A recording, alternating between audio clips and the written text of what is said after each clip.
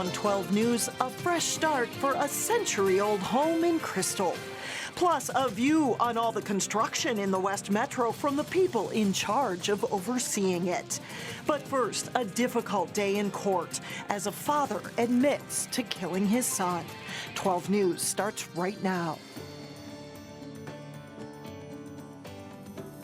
Hello, and thanks for joining us. After months of claiming his innocence, a Crystal father now admits to killing his son. Pierre Collins pleaded guilty to second-degree murder for the death of his 10-year-old son, Barway, as part of a plea agreement. It will spare the large local Liberian community from having to endure a trial which had been set for January. The Crystal Police Department is credited with solving the case, and that's where reporter Sonia Goins joins us now with more. Sonia? Now, Delane and Alex, since day one, the Crystal Police Department has worked around the clock to solve this case. Today, the police chief was in the courtroom as Pierre Collins entered his guilty plea. Chief Reverend says this is both a sad day and a good day for the department. For weeks, we searched for Barway, hoping to bring him home safe. That hope soon vanished after Barway Collins disappeared on March 18th. 10-year-old Barway was last seen getting off his school van in front of his apartment complex. I'm doing everything. In the beginning, Pierre Collins urged the community to help find Barway. It's been 7 days now. No sign of our son. Pierre even told Channel 12 he was being cooperative with police. I'm working with the police. I've been truthful with them. Whatever I told them is true. I'm willing to work with them till my son can come home. But today, 33-year-old Pierre changed his story, admitting to killing Barway. He says he saw Barway playing after getting off the school van, and he became angry and hit Barway. Pierre's wife, Yama, reacted to the discovery. It was just simple. You just told him that go inside, go in the house, instead of you hitting on him. I'm feeling so bad today. Pierre told the court, quote, he fell to the ground and wasn't responsive, so I took him to the water. Pierre also says he duct taped Barway's arms and legs and threw him in the river. This is justice for Barway in my heart.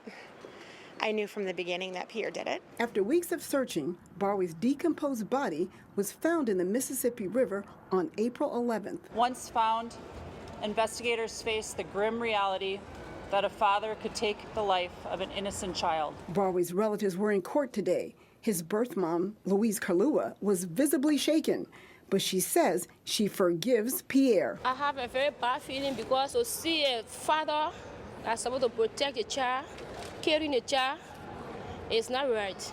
So I'm not feeling good right now. Louise says she'll miss the boy who liked to read and play chess. That was a special child for me because he was my first child. Meanwhile, the Liberian community and others are trying to heal from this devastating tragedy. We can never bring him back, but today we can finally close this case knowing that we found justice for Barway. After 40 years in prison, prosecutors believe he killed his son Barway to collect on insurance money. Meanwhile, Pierre is asking the community for forgiveness. Now, as you can imagine, this is a very emotional case. There will be a vigil tomorrow in Brooklyn Park. We'll have more of that information on our webpage.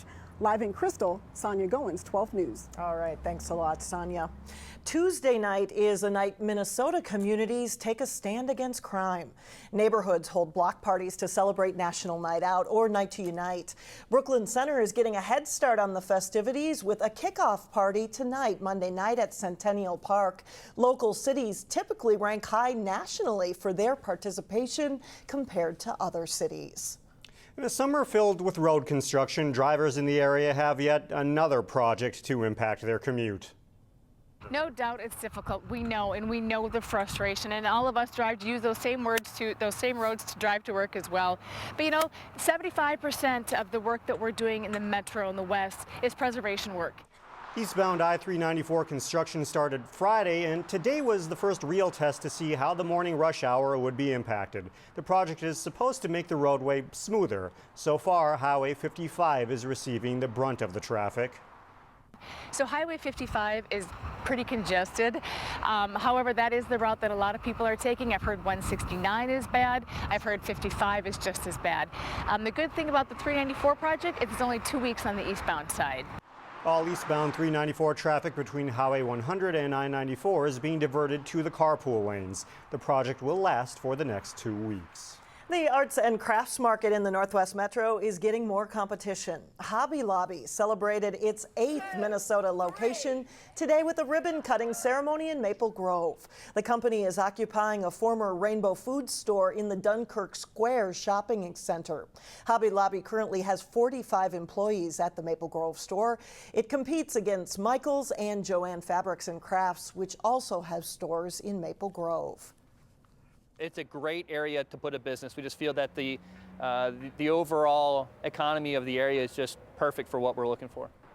The Oklahoma City-based company is known for its Christian values. Its stores are not open on Sundays. A new face joins the Maple Grove City Council tonight, filling the seat vacated by Leanne Sargent. Judy Hansen will be sworn in after the council picked her out of 19 applicants. Hansen has lived in Maple Grove for 24 years and served on various city commissions and task forces, including the Citizens Long Range Planning Commission in the 1990s. She's currently the St. Paul Assistant City Attorney, and she believes Maple Grove is headed in the right direction. I've always been interested in the parks and recreation, bike trails, making sure that the development that we have is good and that we have the infrastructure to support that. Of course, City of Maple Grove is very financially stable, and so I'm very interested in preserving that. Hansen will fill the council seat for the remaining year and a half before she's up for election.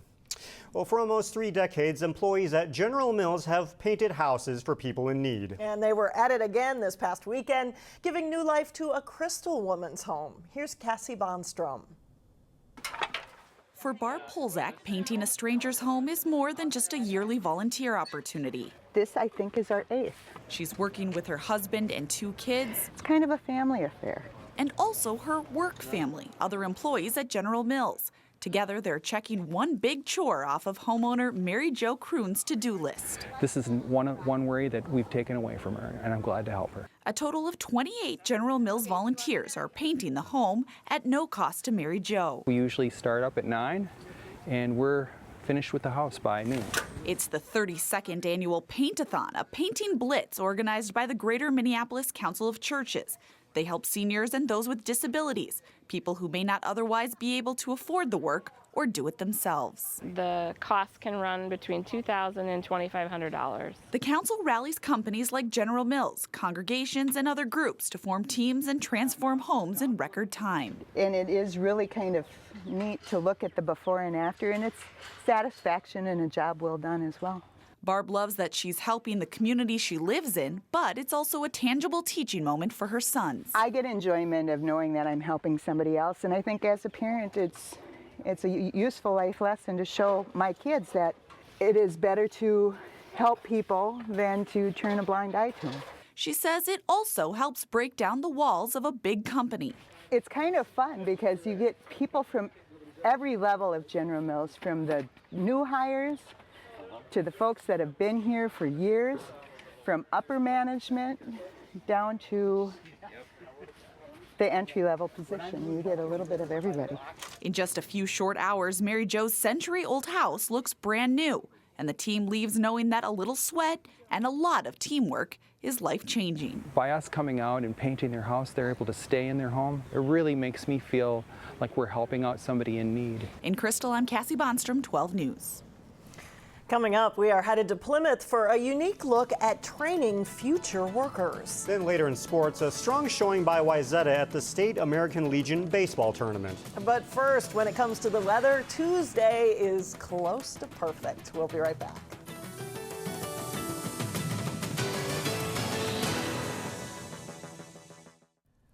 Welcome back. Well, they graduated one day and went to work the next. And that is the story for a group of young adults in Plymouth who recently finished a 3-year apprenticeship program. In this week's Business Matters, we take a look at the company that's found a unique way to train tomorrow's workforce.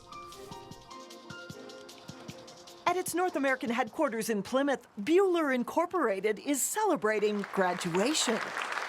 The global manufacturer is graduating 5 from its first class of the Buhler Apprenticeship Academy. The investment at the end of the day is the investment in our future. For 22-year-old Matthew Schweitzer, the 3-year apprenticeship was a fit. For me, trying to figure out where I want to go to school and what I want to do was very difficult, but once I found out I like working with my hands and I can get paid to go to school, that was a no-brainer. I had to do it. Modeled after European programs, the 3-year paid apprenticeship is a partnership with Dunwoody College of Technology.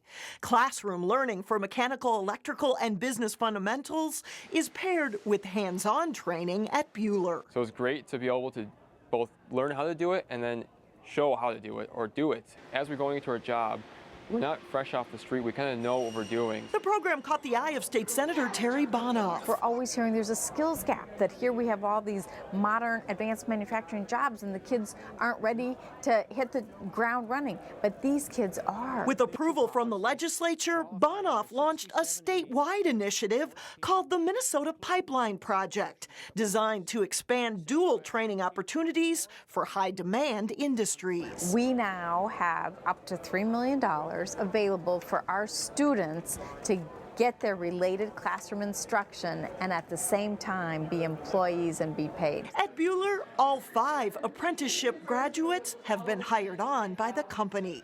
There's also a new class of students in the program, ensuring Buhler has a trained workforce for tomorrow. We need experts in the field today and tomorrow.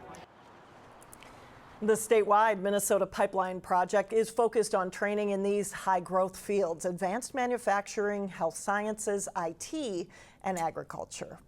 Up next, photos of Plymouth that could end up paying for a nice dinner out. But first, highlights from the final round of the 3M Championship Golf Tournament. Jay Wilcox is in next.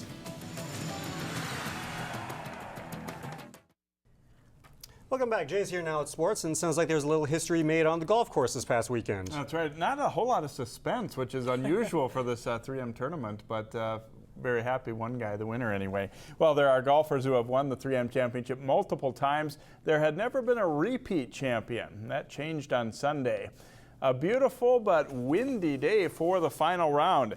After a sizzling 61 Saturday, defending champion Kenny Perry looks to wrap up another title. His approach on 12 spins back within a few feet of the hole. Perry has to settle for par, but he maintains a sizable lead. His challengers play pretty well. Watch the long birdie try by Scott Dunlap on the 9th hole. It has just enough to drop in. Dunlap cards a 68 in the final round to finish at 14 under. Minnesota favorite and first day leader Tom Lehman struggles with a bad back but hangs in to place 6th at 12 under par. Bernhard Longer's won the tournament twice and he contends again, but like this birdie try on 12, he can't quite put it all together. Longer cards his second straight 67 and ties for second place. But it's Perry's tournament. He makes a bid to end in style and nearly does it. The birdie putt on 18 here is oh so close, but Perry already has things wrapped up by this point with a comfortable lead, and he knocks it home and celebrates becoming the first repeat champ at the 3M, and it's a first for him personally too. To come back here to great memories, great fans, great place that I felt like I can always play be very competitive at. And to be able to duplicate it. It's the first time ever in my career I've been able to back up a win with a win. I won 14 times on the PGA Tour, and whenever I had my defense, I played very poorly on my title defense. And I've won. This is my 8th win on the Champions Tour, and my other 7 I didn't do very good on my defense. So, to me, that's very exciting. Perry wins by 4 shots with an 18 under total of 198. Longer, Kevin Sutherland, and Scott Dunlap tie for second at 14 under. Edinburgh USA pro Don Barry tied for 38th at 5 under for the tournament. 3 local teams qualified for the State American Legion tournament. One of them is left playing on the final day of that tourney. Wayzata facing in Prairie in the winner's bracket final Sunday, and we'll start with some great defense. Wayzata's Cody Getter's a sinking liner to left, but he's robbed by Wesley Young with a couple of runners aboard. Not to be outdone, Wayzata right fielder Connor Trigstad makes a sliding catch, then fires to first to just get the runner for a double play. Wayzata trails it to 1-0 through 4 innings. In the 5th, Trigstead delivers as a hitter as he bounces one up the middle with the bases full. Reese Smith and Parker Hlavacek score on Trigstead's single to make it 2-1 Wayzata, and they're not done in the inning. Griffin Schneider lifts a fly ball to short right center. At first it doesn't look deep enough to score a run, but the throw home is airmailed over the catcher's head, allowing Cam Keenan to score. They get 4 total in the inning to go up 4-1. Michael Bolke trying to protect that lead, but Eden Prairie's Joe Fanning has other ideas. His long drive just clears the fence in right center for a 3-run blast in the bottom of the 6th to tie it 4-4. After Eden Prairie goes in front, Wayzata ties it and then goes ahead in the top of the 8th. Smith lifts a fly ball to right center.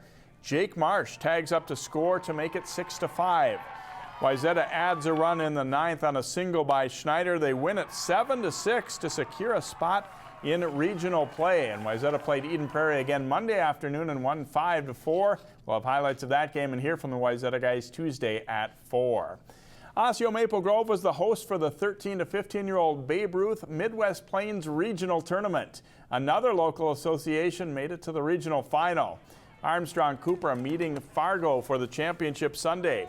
Armstrong Cooper gets an early threat, but Christian Costello's grounder turns into a nice 6-4-3 double play as Fargo escapes a jam in the top of the 1st. In the bottom of the 1st, Chandler Eibach lifts a low pitch, and it goes a long way to the gap in left center for Fargo. 2-run score on a long triple for Eibach, and Fargo adds 1 more run in the inning on a groundout to take a 3-0 lead after 1. Taylor Parrott makes that lead stand up, and he gets some strong defense behind him. This play ends the top of the 6th with a runner on 3rd for Armstrong Cooper.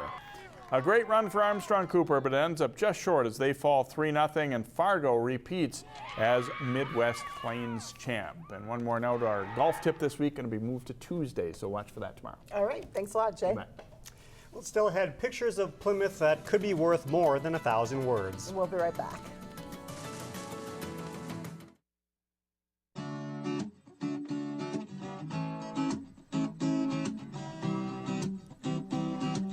Finally, prized snapshots in time of people, places, and things. Plymouth has begun accepting entries for its Picture Plymouth photo contest. You are looking at last year's grand prize winner. It was called Fearless by Angela Sierra. There are 5 categories to submit photos for. The contest is open to anyone who lives, works, or attends school in Plymouth. And the grand prize winner receives $100. $50 goes to the winner in each category. So keep your eyes out. Might be a nice dinner out if you win the prize, right? What if we do stories in Plymouth? Does that count? Are we eligible? Let's leave it to the photographers. Okay. That does it for us. Thanks so much for joining us. Community Corner is up next.